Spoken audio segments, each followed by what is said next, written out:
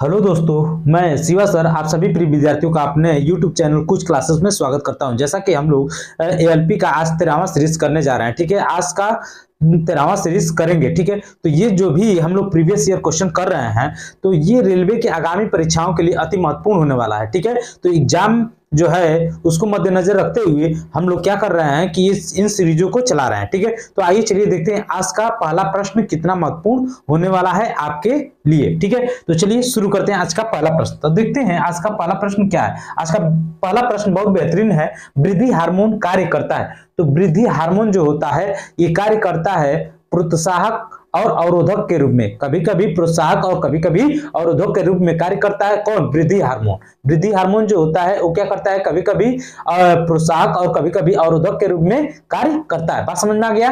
तो चलते हैं हम लोग इस प्रश्न को देखते हैं। ठीक है, तो इस प्रश्न का उत्तर क्या होने वाला है? कह रहा है कि देखिए ऑप्शन जो 4 दिया हुआ है, कभी कभी विकास प्रोत्साहक के रूप में, कभी कभी विकास प्रोत्साहक, प्रोत्साहक ये है। ठीक है, इसको करेक्ट कर लीजिएगा, प्रोत्साहक। ठीक है, प्रोत्साहक कभी कभी अवरोधक के रूप में कार्य करता है। तो इस प्रश्न का उत्तर ऑप्शन बी हो जाएगा।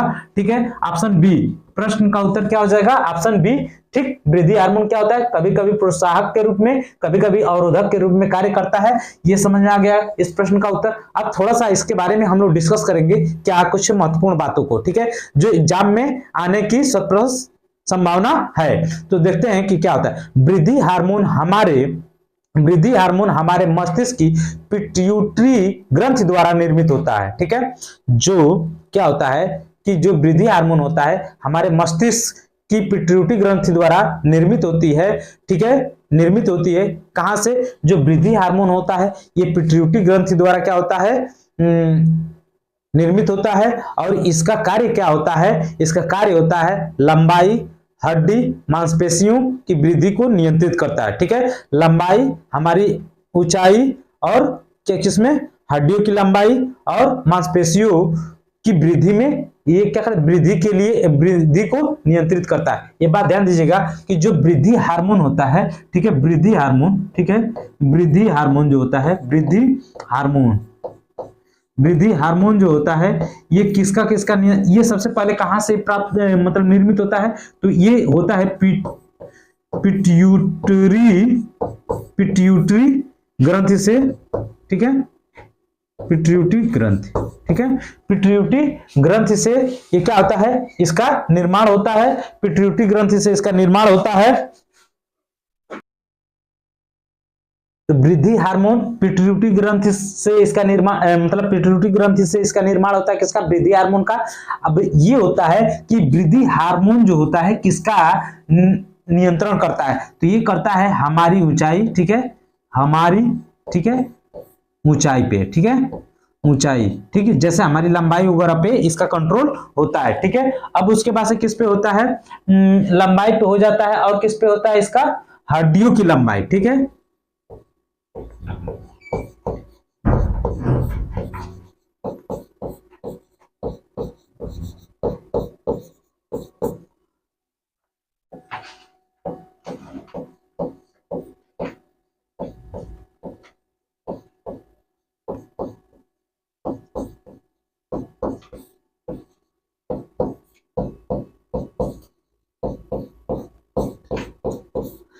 तो ये समझ में आया। वृद्धि हार्मोन जो होता है ये क्या करता है?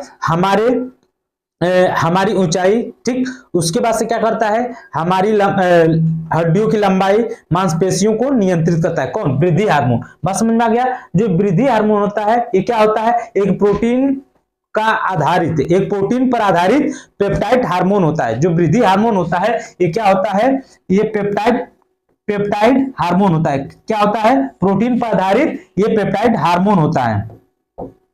पेप्टाइड हार्मोन होता है।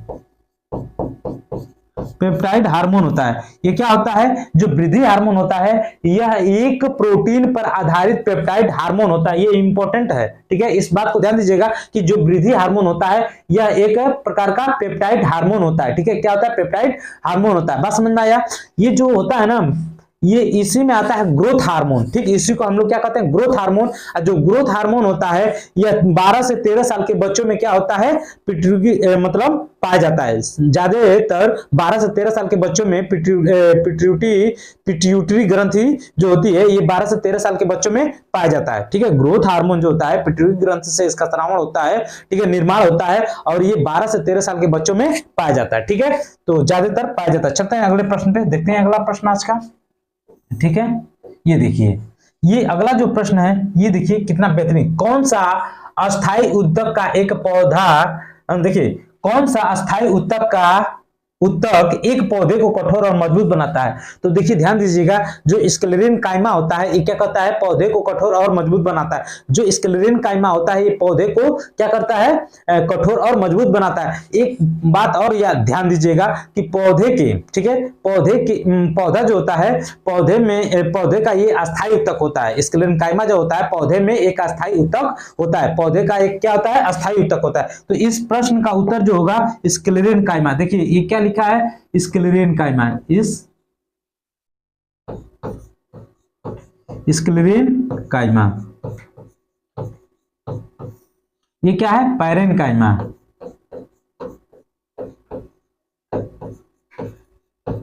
ये क्या है, एरेन कायमा।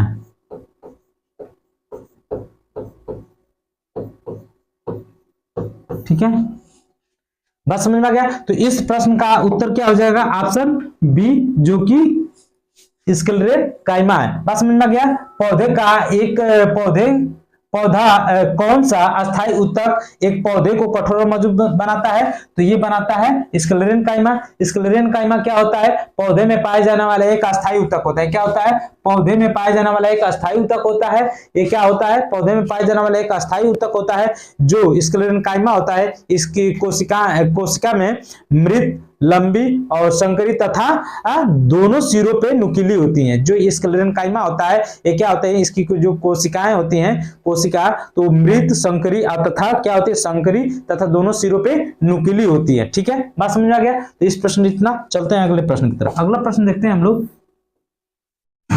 किसी एकल आवृत्ति की आवाज को क्या कहा जाता है, तो किसी एकल आवृत्ति की आवाज को हम लोग टोन कहते हैं। किसी एकल आवृत्ति की आवाज को क्या कहते हैं, किसी एकल आवृत्ति की आवाज को टोन कहते हैं, जो कि ऑप्शन सी में दे रखा है। ठीक है, जो कि ऑप्शन सी में दे रखा है, एकल आवृत्ति की आवाज को हम लोग क्या कहते हैं, टोन कहते हैं, जो कि ऑप्शन सी में दे रखा है। अब थोड़ा सा यहाँ पे कुछ समझते हैं। जो एकल आवृत्ति अगर आया है तो जो तारत्व होता है ये आवृत्ति पर निर्भर करता है। क्या होता है, जो तारत्व होता है आवृत्ति पर निर्भर करता है, जो तारत्व होता है वो आवृत्ति पर निर्भर होता है। लेकिन एक और बात थोड़ा सा समझिएगा, क्या है, ध्वनि एक माध्यम से दूसरे माध्यम में जब जाती है, जब ध्वनि एक माध्यम से दूसरे माध्यम में जाती है तो ध्वनि का चाल और तरंगदैर्घ्य जो होता है बदल जाता है। ध्वनि की चाल और तरंगदैर्घ्य बदल जाता है, जबकि आवृत्ति नहीं बदलती। इस बात को ध्यान दीजिएगा कि जब ध्वनि एक माध्यम से दूसरे माध्यम में जाती है तो ध्वनि की चाल और तरंगदैर्घ्य बदल जाती है, लेकिन क्या होता है कि आवृत्ति नहीं बदलती है। बात ध्यान दीजिएगा। लेकिन एक और बात यहाँ पे नोट कीजिएगा कि तारत्व आवृत्ति पे निर्भर करता है। ये बात ध्यान दीजिएगा, तारत्व जो होता है आवृत्ति पर निर्भर करता है। बात समझ में आ गया। तो अब हम लोग चलते हैं अगले प्रश्न की तरफ, देखते हैं अगला प्रश्न क्या होने वाला है। ये क्वेश्चन देखिए कितना बेहतरीन सा है। कह रहे हैं निम्नलिखित में से कौन सा लवण अम्लीय है, तो कौन सा लवण अम्लीय है, तो इस प्रश्न का उत्तर हम लोग देखते हैं क्या होने वाला है। तो इस प्रश्न का जो उत्तर है ये है मैग्नीशियम सल्फेट। ये क्या है, मैग्नीशियम सल्फेट, जो कि ऑप्शन डी में दे रखा है। मैग्नीशियम जो सल्फेट होता है इसका सूत्र क्या होता है, MgSO4 इसका क्या होता है, सूत्र होता है। बात समझ में आ गया। अब जो इसका सूत्र होता है, मैग्नीशियम सल्फेट का जो निर्माण होता है ये किसमें होता है, किनके मिलने से होता है, तो प्रबल अम्ल, ठीक, प्रबल अम्ल प्लस दुर्बल क्षार से इसका निर्माण होता है। क्या होता है, प्रबल अम्ल और दुर्बल क्षार से इसका निर्माण होता है। बात समझ में आ गया, क्षार से इसका निर्माण होता है। मैग्नीशियम जो सल्फेट होता है इसका निर्माण तो आप समझ गए, लेकिन इस मैग्नीशियम सल्फेट का व्यापारिक नाम क्या होता है, तो इसका व्यापारिक नाम होता है इप्सम साल्ट। क्या होता है, Epson salt. Salt, Epson salt इसका व्यापारिक नाम होता है, ये इसका रासायनिक नाम है, ये इसका सूत्र है। तो आपको समझ में आ गया होगा।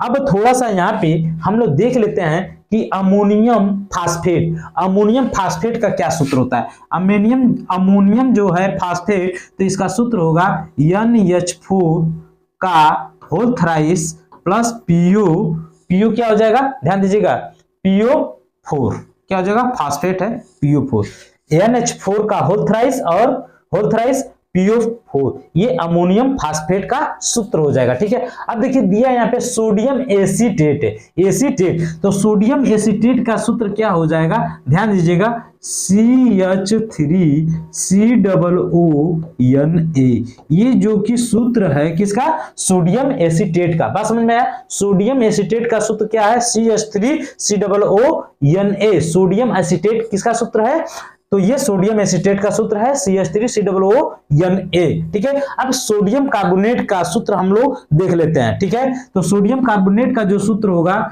Na2CO3 इंटू, ठीक है, 10H2O, क्या होगा, 10H2O,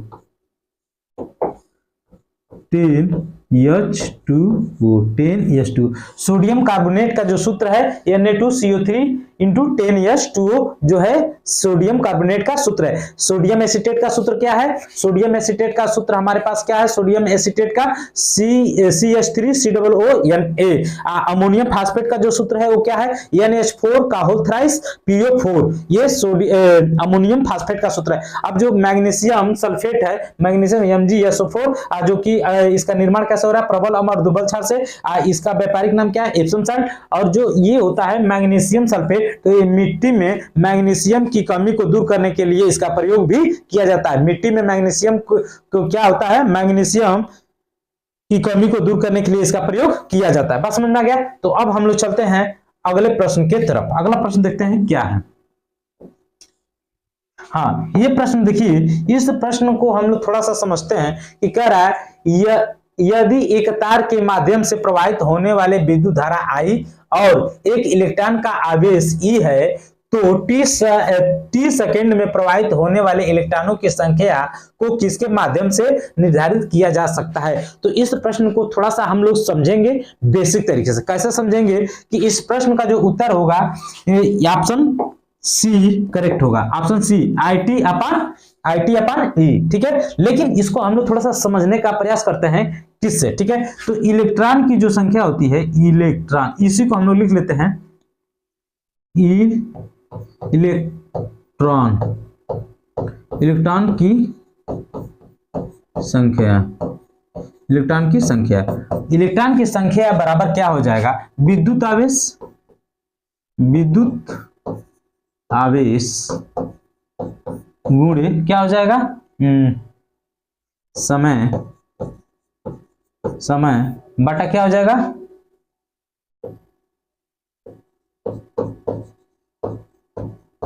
इलेक्ट्रॉन का आवेश।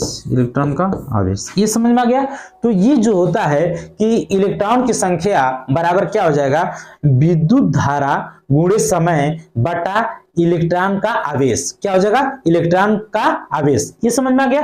तो ये तो इस प्रश्न के उत्तर हो गया। ठीक है, इस प्रश्न का उत्तर जो है ये हो गया। ठीक है, अब थोड़ा सा हम लोग बेसिक कॉन्सेप्ट को समझते हैं कि क्या होता है। ठीक है, विद्युत धारा, सबसे पहले इस प्रश्न को करने के लिए हम लोग विद्युत धारा को समझेंगे। विद्युत धारा क्या होता है, विद्युत धारा जो होता है इसको हम लोग I से डिनोट करते हैं। अब विद्युत धारा क्या होता है, आवेश की प्रवाह की दर को विद्युत धारा कहते हैं। आवेश की प्रवाह की दर को क्या कहते हैं, विद्युत धारा। आवेश की प्रवाह की दर को विद्युत धारा कहते हैं। क्या कहते हैं, विद्युत धारा क्या होता है, आवेश के प्रवाह के दर को क्या कहता है, विद्युत धारा कहते हैं। आवेश के प्रवाह की दर को क्या कहते हैं, विद्युत धारा कहते हैं। बात समझ गया। तो यहाँ पे विद्युत धारा ये तो समझ गए। अब इसके बाद से हम लोग एक फार्मूला पढ़े हैं। ठीक है, तो I इक्वल टू क्या हो जाएगा, Q अपॉन T। ठीक है, Q अपॉन क्या हो जाएगा, T। अब थोड़ा सा यहाँ पे Q का हम लोग बेसिक सूत्र जानते हैं, क्या होता है, ई, ठीक है, यन ई होता है। बात समझ में आ गया। अब यहाँ पे देखिए जो Q होता है ये आवेश होता है, क्या होता है, आवेश होता है। जो ये यन होता है ये इलेक्ट्रॉन की संख्या होता है, क्या होता है, इलेक्ट्रॉन की संख्या, इलेक्ट्रॉन की संख्या, इलेक्ट्रॉन की संख्या होता है। ये जो ई होता है इलेक्ट्रॉन का आवेश होता है, इलेक्ट्रॉन, इलेक्ट्रॉन का आवेश होता है, आवेश। बस समझ में आया। तो ये Q होता है आवेश, ये यन होता है इलेक्ट्रॉन की संख्या, और ये ई जो होता है इलेक्ट्रॉन का क्या होता है, आवेश। अब देखिए यहाँ पे थोड़ा सा हम लोग रख देते हैं यन ई बटा टी, ठीक है, Q की जगह क्या रख देते हैं, यन ई बटा टी। अब इसका हम लोग क्या कर देते हैं, क्रॉस मल्टीप्लाई। तो क्रॉस मल्टीप्लाई कर देंगे तो क्या हो जाएगा, आई टी इक्वल टू यन ई। अब देखिए यहाँ पे एक क्वेश्चन में क्या दिया है कि इलेक्ट्रॉनों की संख्या को किसके माध्यम से निर्धारित किया जा सकता है। तो यहाँ पे आई ई टी भी दिया है, लेकिन इलेक्ट्रॉनों की संख्या को किसके माध्यम से कह रहा है, इलेक्ट्रॉनों की संख्या को पूछा है। तो इलेक्ट्रॉन की संख्या क्या है, इलेक्ट्रॉन की संख्या हमारा यन है। तो अब हम लोग यन के लिए जो फार्मूला निकालेंगे वो क्या हो जाएगा, आई टी, ठीक है, अपॉन ई, यही तो निकल के आ रहा है, ठीक है। तो इस प्रश्न का उत्तर क्या हो जाएगा, ऑप्शन सी। आपको समझ में आ गया होगा। चलते हैं अगले प्रश्न की तरफ। अगला प्रश्न देखते हैं क्या है, ठीक है।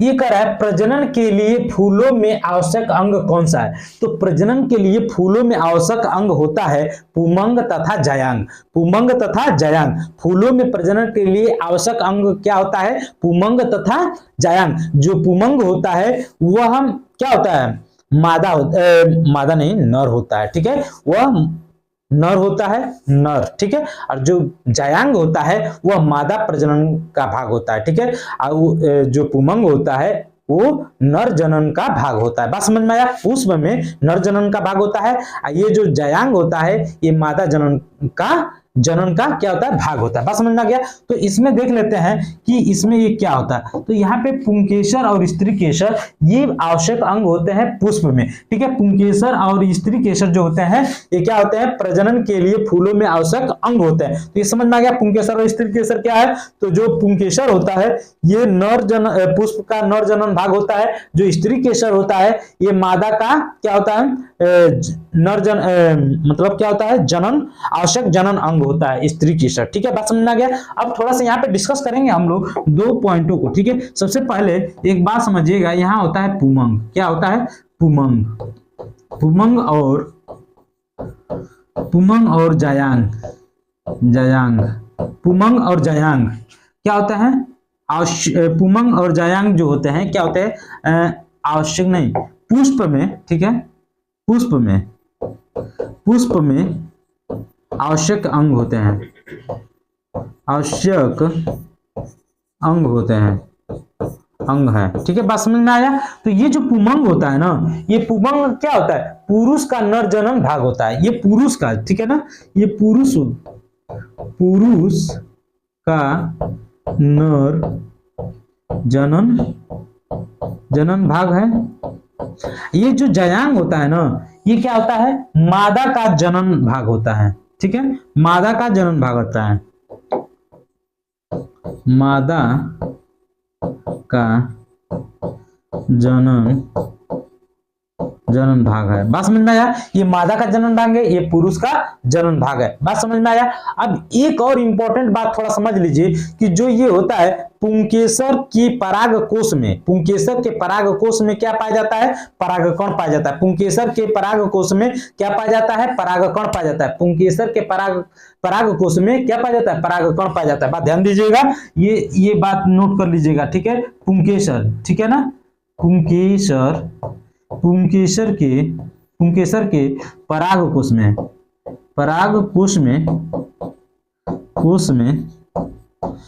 परागकण पाया जाता है,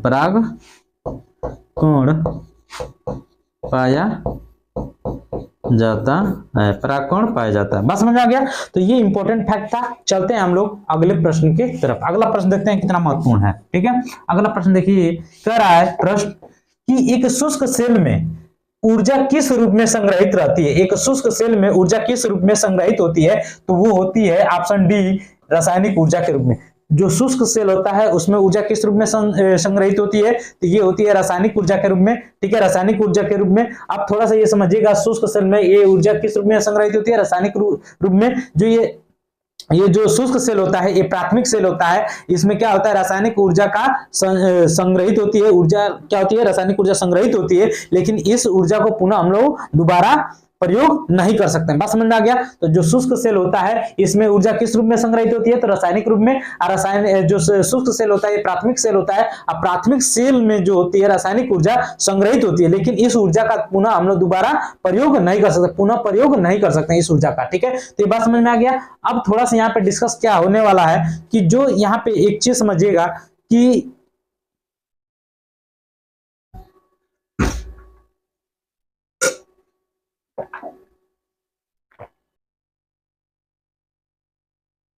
हाँ, तो यहाँ पे थोड़ा सा क्या डिस्कस करना था कि जो हमारे पास एक शुष्क सेल होता है, उस शुष्क सेल में, ठीक, शुष्क सेल की बात हम लोग कर रहे हैं। शुष्क सेल, शुष्क सेल, जो शुष्क सेल होते हैं ना, इसमें दो बातें ध्यान दीजिएगा। एक कैथोड, क्या होता है, कैथोड, कैथोड, एक एनोड, एनोड। ये बातें जो है ये बहुत इंपॉर्टेंट है। ठीक है, ये एग्जाम में आया हुआ भी प्रश्न है। ठीक है, कैथोड जो होता है, ये कैथोड वाला जो भाग होता है ये कार्बन की छड़ पे प्राप्त होता है। किस पे, कार्बन की छड़, कार्बन की छड़ पे। ये जो एनोड वाला भाग होता है ना, ये जस्ते, जस्ते के बर्तन में, जस्ते के बर्तन में, जिसमें, जस्ते के बर्तन में जिसमें क्या हो, जिसमें, जिसमें पदार्थ क्या हो, भरा हो, पदार्थ भरा हो। ठीक है, तो ये समझिएगा, शुष्क सेल, कैथोड और एनोड। कैथोड पे क्या होता है, कार्बन की छड़। एनोड पे क्या होता है, जस्ते के कार्बन में, जस्ते के बर्तन में जिसमें पदार्थ भरा हो। लेकिन जो कार्बन की छड़ होती है, जो इस कार्बन की छड़ होती है, इसका अवकरण होता है। जो कार्बन की छड़ का क्या होता है, अवकरण होता है। बात ध्यान दीजिएगा, अवकरण होता है। और जो ये जस्ते के बर्तन में जिसमें पदार्थ भरा होता है, इसका क्या होता है, ऑक्सीकरण होता है। क्या होता है, ऑक्सीकरण होता है, ऑक्सीकरण होता है। बात समझिएगा, जस्ते के बर्तन में जिसमें पदार्थ भरा होता है, एनोड पे क्या होता है, ऑक्सीकरण होता है। कैथोड पे क्या होता है, अवकरण होता है। अवकरण होता किसका है, तो कार्बन की छड़ का अवकरण होता है। बात समझ में आ गया होगा आपको। ठीक है, अब हम लोग थोड़ा सा चलते हैं अगले प्रश्न की तरफ। अगला प्रश्न देखते हैं कितना इंपॉर्टेंट है। ये देखिए, कह रहा है 1 वाट। 1 वाट किसके बराबर है, तो एक जो वाट होता है ना, यहां पे ध्यान दीजिएगा, 1 वाट, ठीक है, 1 वाट जो है ना, ये होता है 1 जूल प्रति सेकेंड, 1 जूल प्रति सेकेंड के बराबर है। 1 वाट किसके बराबर है, 1 जूल प्रति सेकेंड। तो अब थोड़ा सा यहाँ पे हम लोग एक्स्ट्रा फैक्ट को देख लेते हैं। 1 किलोवाट घंटा जो होता है, एक कितने के बराबर होता है, 1 यूनिट के बराबर होता है। किसके बराबर होता है, 1 यूनिट के बराबर होता है। 1 किलोवाट में क्या होता है, 3.6 इंटू 10 टू द पावर 6 क्या होता है, जूल होता है। बात समझ में आ गया। तो ये फैक्ट भी आपको याद रखना है। ठीक है, बात समझ में आया कि नहीं। तो 1 वाट बराबर क्या होता है, 1 जूल प्रति सेकंड होता है। 1 किलोवाट में क्या होता है, 1 यूनिट होता है। 1 किलोवाट या 1 यूनिट के बराबर क्या होता है, 3.6 इंटू 10 पावर 6 जूल होता है। बात समझ में आ गया कि नहीं आपको। यहाँ पे थोड़ा सा हम लोग डिस्कस कर लेंगे कि जो विद्युत शक्ति होती है उसका सूत्र क्या होता है। विद्युत शक्ति जो होता है, विद्युत शक्ति, ठीक है, विद्युत शक्ति, विद्युत शक्ति, विद्युत शक्ति का जो सूत्र होता है P बराबर V square upon R, V square upon R। ये भी एक एक्स्ट्रा फैक्ट है कि विद्युत शक्ति P बराबर V स्क्वायर अपन R। ये सूत्र आपको ध्यान देना है। बात समझ में आ गया। चलते हैं हम लोग अगले प्रश्न की तरफ। ठीक है, अगला प्रश्न देखिए, कर तत्वों को उनके परमाणु द्रव्यमानों के आधार पर वर्गीकृत करने का श्रेय किसे जाता है। तो देखिए, तत्वों को उनके परमाणु द्रव्यमान के आधार पर वर्गीकृत करने का श्रेय किसको जाता है, तो मेंडलीव जी को जाता है। किसको जाता है, मेंडलीव जी को जाता है, जो कि ऑप्शन ए में दिया हुआ है। ऑप्शन ए में दिया है, तत्वों को उनके परमाणु द्रव्यमान के रूप में वर्गीकरण करने का श्रेय किसको जाता है, तो मेंडलीव जी को। अब थोड़ा सा यहाँ पे हम लोग डिस्कस करेंगे कि जो मेंडलीव ने इस आवर्त सारणी के कुछ गुण थे। तो क्या गुण थे, सबसे पहली बात ध्यान दीजिएगा, तत्वों के अध्ययन, तत्वों के अवधन में सुविधा हो, इसके लिए इन्होंने आवर्त सारणी के बारे में सोचा, नए तत्वों की भविष्यवाणी किए, ठीक है, और तत्वों के यौगिक की प्रकृति की जानकारी दिए, तत्वों के यौगिक की प्रकृति की क्या दिए, जानकारी दिए, ठीक है, तत्वों की संयोजकता संबंधित निर्णय दिए, तत्वों के संयोजकता संबंधित क्या दिया, निर्णय दिया, तत्वों के ठीक है, तत्वों की संयोजकता संबंधित क्या दिया, निर्णय दिया मेंडलीव जी ने। अब थोड़ा सा हम लोग प्रश्न का उत्तर जान गए, थोड़ा सा डिस्कस करते हैं। ये जो जॉन डाल्टन थे ना, इन्होंने क्या खोजा था, परमाणु संरचना सिद्धांत दिया था, परमाणु संरचना सिद्धांत,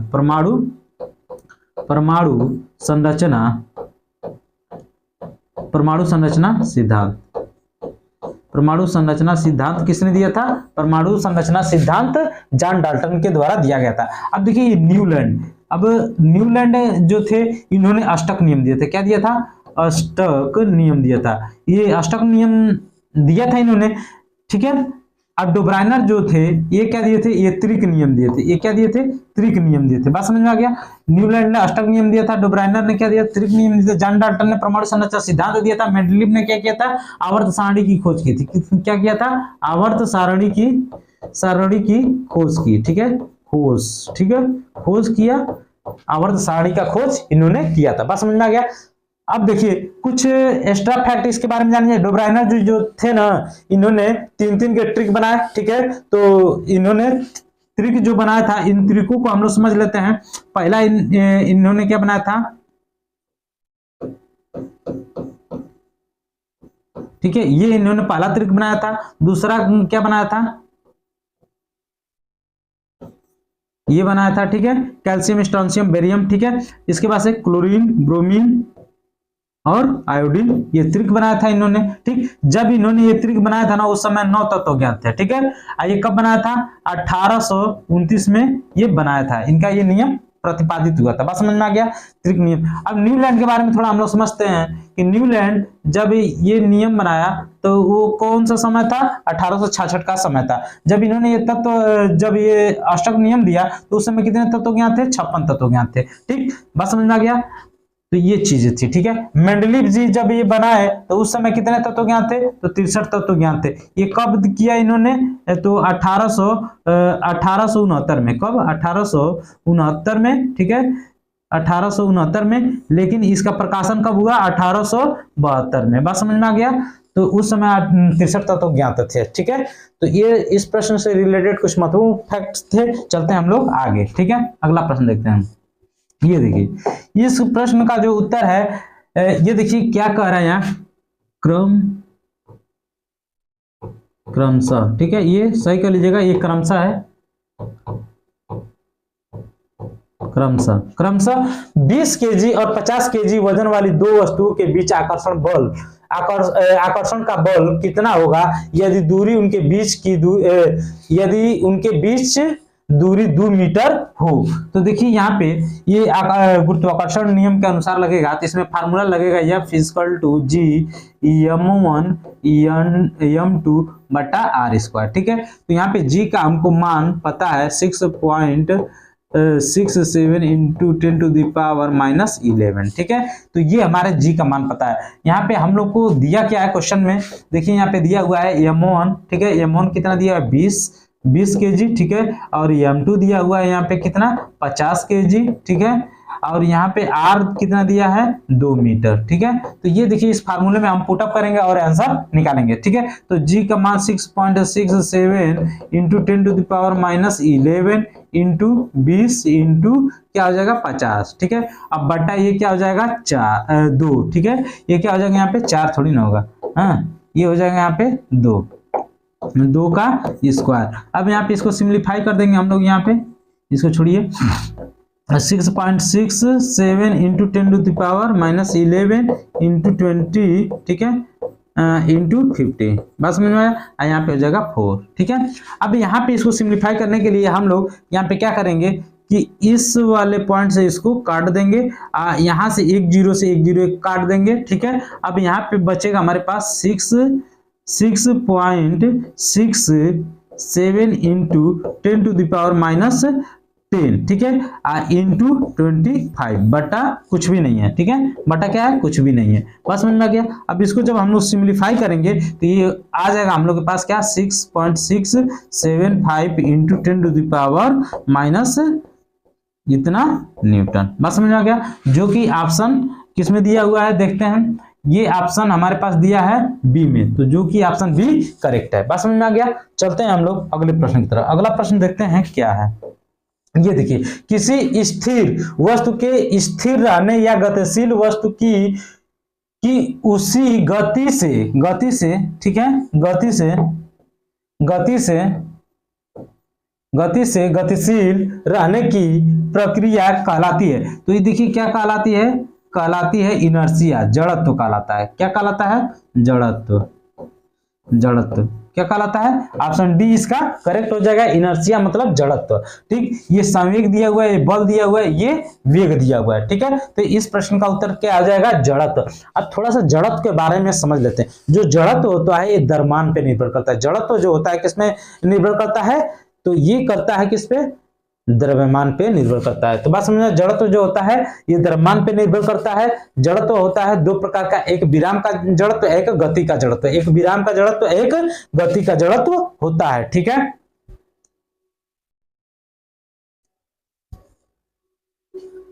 तो चलते हैं हम लोग अगले प्रश्न की तरफ। अगला प्रश्न देखते हैं क्या है, ठीक है। ये देखिए क्वेश्चन क्या दिया हुआ है, कह रहा है कि निम्नलिखित में से कौन सी धातु ठंडा या गर्म पानी के साथ अभिक्रिया नहीं करती है।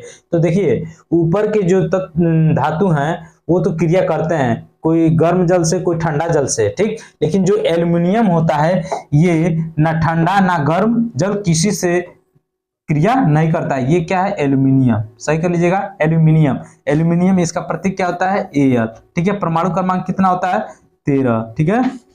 ये समझ में आ गया। तो ये जो धातु होता है ये क्या होता है, ना गर्म जल ना ठंडा जल किसी से क्रिया नहीं करता है, ठीक है। ये जलवाष्प से क्रिया करता है। बस समझ में गया।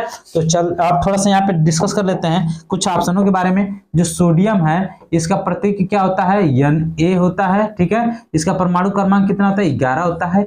ये पोटेशियम इसका परमाणु क्रमांक K होता है, इसका प्रतीक K होता है। इसका परमाणु क्रमांक क्या होता है, 19 होता है। ये जो कैल्शियम होता है, ये कैल्शियम का परमाणु प्रतीक क्या होता है, Ca। इसका परमाणु क्रमांक क्या होता है, 20 होता है। बात समझ में आ गया।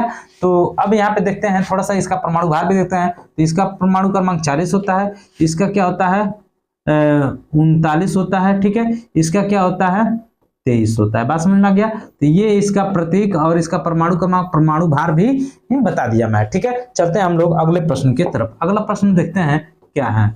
ये देखिए कह रहा है कि पीएच मान में 7 से 14 में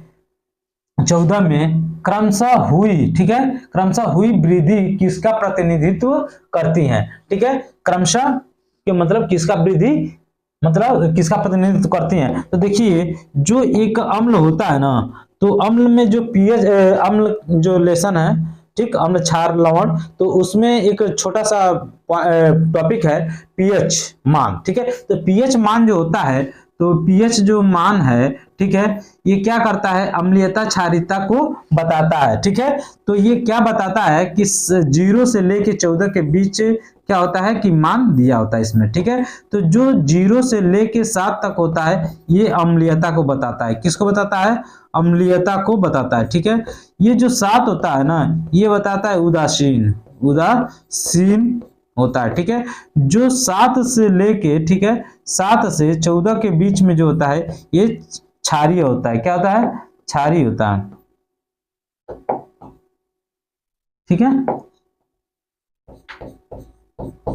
क्षारीय होता है, ठीक है, क्षारीय होता है।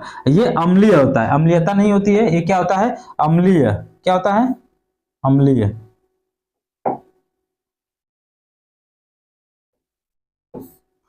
क्षारी, उदासीन। ये 07 अम्लीय, 7 उदासीन, 7 से लेके 14 के बीच क्षारीय, ये सभी के सभी होता है। अब थोड़ा सा यहाँ पे क्या डिस्कस करना है कि ये कह रहा है कि पीएच मान, तो इसमें क्या होता है, तो जब ये होता है तो इसमें H प्लस आयन आते हैं, ठीक है।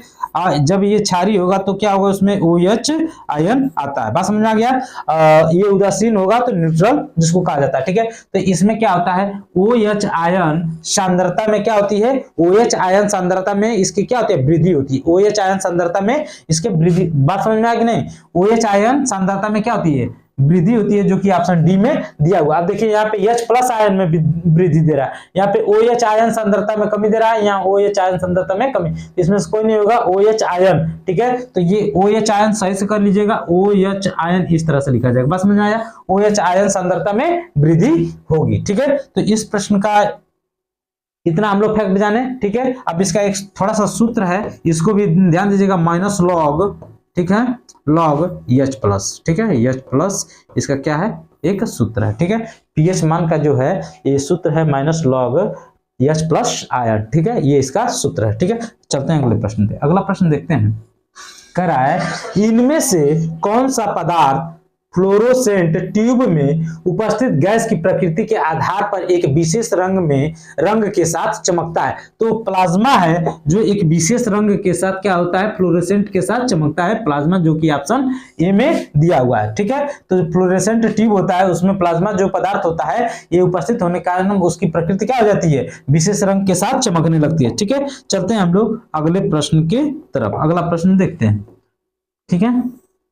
ये देखिए, ये कह रहा है, क्या कह रहा है कि आधुनिक आवर्त सारणी में धातु को कहां पर रखा गया है। आधुनिक आवर्त सारणी में तत्वों को कहां रखा गया है, तो बाईं ओर रखा गया है। कहां रखा गया है, बाईं ओर रखा गया है। बस मैंने बाईं ओर रखा गया, तत्वों को कहां रखा गया है, बाईं ओर रखा गया है, जो कि ऑप्शन डी में दिया हुआ है। बात समझ में आया। चलते हैं हम लोग अगले प्रश्न की तरफ। अगला प्रश्न देखते हैं क्या है, ये देखिए, कह रहा है कि ऐसी कौन सी धातु ऑक्साइड है जो अम्लों के साथ साथ क्या करती है, क्षारों, ठीक है, क्षारों, ठीक है, क्षारों के साथ भी प्रक्रिया करती है। तो किसके साथ प्रक्रिया करती है, तो ऐसी कौन सी धातु ऑक्साइड है जो अम्लों के साथ साथ क्षारों के साथ भी प्रक्रिया करती है, तो क्या है, एम्फोटेरिक ऑक्साइड। उसको क्या कहा जाएगा, वो एम्फोटेरिक ऑक्साइड, जो कि ऑप्शन सी में है। एम्फोटेरिक ऑक्साइड को हम लोग क्या बोलते हैं, उभयधर्मी धातु भी बोलते हैं। उभयधर्मी धातु कौन कौन होते हैं, तो इन उभयधर्मी धातु को याद रखिएगा, Al2O3, ठीक है, जिंक ऑक्साइड और लेड ऑक्साइड, ये तीनों उभयधर्मी धातु हैं। ध्यान दीजिएगा, Al2O3, जिंक ऑक्साइड और लेड ऑक्साइड, ये सभी के सभी उभयधर्मी धातु हैं, जिनको एम्फोटेरिक क्या बोलते हैं, एम्फोटेरिक ऑक्साइड भी बोलते हैं। बात समझ में आ गया। अब चलते हैं हम लोग अगले प्रश्न में। अगला प्रश्न देखते हैं क्या है, ये देखिए, कह रहा है एक पौधे में इनमें से क्या एक बीज में परिवर्तित होता है। क्या एक बीज में परिवर्तित होता है, बात समझ में आ रहा है, क्या एक बीज में परिवर्तित होता है, बीज में परिवर्तित होता है। तो बीजाणु जो होता है ये बीज में परिवर्तित होता है। बात समझ में आएगा। बीजाणु जो होते हैं, बीजाणु एक पौधे में बीजाणु से क्या मतलब, इनमें से, तो एक पौधे में बीजाणु बीज में परिवर्तित होते हैं, एक पौधे में बीजाणु बीज में परिवर्तित होते हैं। बीजाणु जो होते हैं वो बीज में परिवर्तित होते हैं। बात ध्यान दीजिएगा, बीजाणु जो होते हैं वो बीज में परिवर्तित हो जाते हैं। एक पौधे में बीजाणु जो होते हैं बीज के रूप में परिवर्तित हो जाते हैं। समझ में आ गया। अब चलते हैं हम लोग अगले प्रश्न की तरफ। अगला प्रश्न देखते हैं, ठीक है, ये आज का आखिरी और अंतिम प्रश्न है, ठीक है। किसी परिपथ में विद्युत प्रवाह किसके द्वारा संभव होता है। तो देखिए, किसी परिपथ में विद्युत प्रवाह किसके द्वारा प्रवाहित होता है, तो ये इलेक्ट्रॉन की गति के द्वारा ही संभव होता है। जो इलेक्ट्रॉन जो होता है, इलेक्ट्रॉन की गति के द्वारा ही विद्युत धारा या विद्युत प्रवाह होता है। अगर इलेक्ट्रॉन की गति ना होती तो विद्युत धारा का प्रवाह नहीं होता। बस समझ में आ गया। तो इस प्रश्न का उत्तर जो है वो क्या होगा, इलेक्ट्रॉन की गति। इलेक्ट्रॉन की गति के कारण ही विद्युत धारा या विद्युत प्रवाह होता है। अगर इलेक्ट्रॉन की गति रुक जाएगी तो विद्युत प्रवाह या विद्युत धारा क्या हो जाएगा, बंद हो जाएगा। बात समझ में आ गया। तो इलेक्ट्रॉन की गति जो होती है इसके कारण ये क्या होता है, विद्युत आवेश, विद्युत प्रवाह होता है, ठीक है। तो हम लोग मिलते हैं जल्द ही अगले सीरीज में, तब तक के लिए थैंक यू।